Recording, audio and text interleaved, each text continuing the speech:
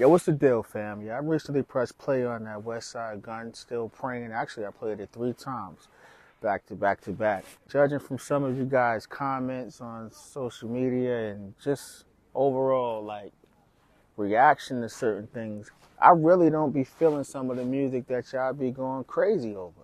It's almost as if the bar is set so low for some individuals and others can't even reach the expectations that are thrown their way. Project is cool, you know, but Westside, it feels like his subject matter never really grabs me. And I know some people say, yo, it's just beats and rhymes. But yes, when you drop this many projects, you gotta have some substance, right? Like, I really had to really think about, like, yo, hold up. How old is dude? He 42? Like, man, I'm gonna need a little bit more, you know, evolution in a sense. We get it, you the fly guy, but that's a moniker. That's a caricature at this point. Like, who are you as an artist? That's just my estimation. Like, we want to see artists grow.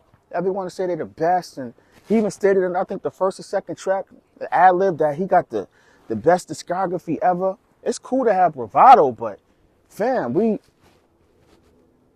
what's the standard out here? And some of you have run with this title that he's put out there, that he's a curator. That's cool, but that's just word salad too, because a curator, the definition of it, right? If we're speaking, is someone who puts things together for and organizes for like a museum, right? And if you go to a museum, you have different pieces of art, right? They pretty much check all boxes. Westside seems like all his art is the same. He recycled the same subject matter with different album titles. Like, I really be listening and trying to understand and grasp why people are some people are so enamored with the material, but it just really don't hit home. And, you know, some artists not going to connect. I get that. But I get in tune and try to, like Conway, I don't have that issue with.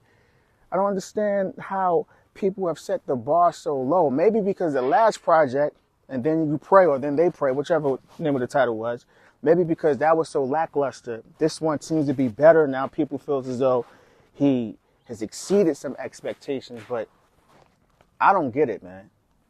This whole curation talk, and listen, these are not Quincy Jones type compositions. Curating what? Some of the stuff sounds like the way it's put together as if it's just a playlist creation. And listening to it, you can hear, like, if you have an ear for music, you would say, hold on, a lot of this stuff sounds the same. It sounds as though they don't put no effort into it.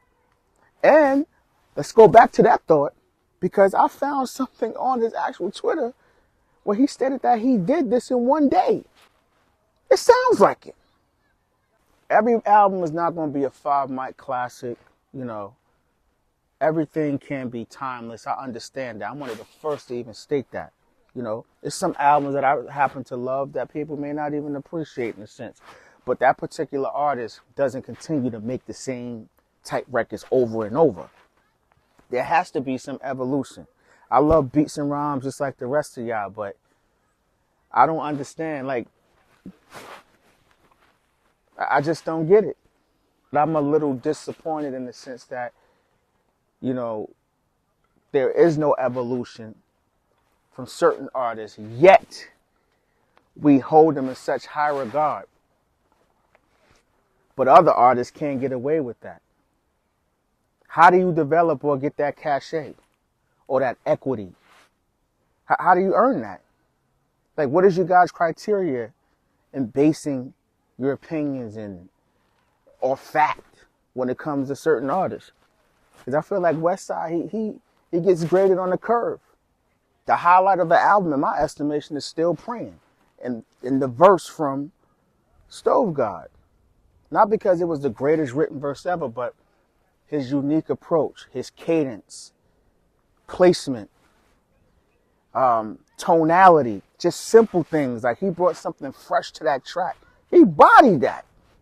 He bodied that. But on the flip, you'll get a track like Speedy 40, Derringer joint. It's a snooze fest. It sounds as if he just threw something together. Like, I really don't understand it, man. Let me know in the comment section. I know some people say, yo, you hating. I'm not hating. I'm trying to understand. I listen to the projects. Yes, the beats are quality, but for the most part, they 4-bar loops. No bridges, no change-ups, really. And that's cool. That's hip-hop. Don't ever get it twisted.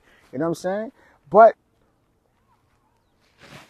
I've been here before. It's a replication of airy kicks, truncated snares, boom bap. We've been here before. This is not innovative. It's a beautiful thing to have it available, but we've given so many individuals credit for things that they don't deserve. Hey yo, Eeze.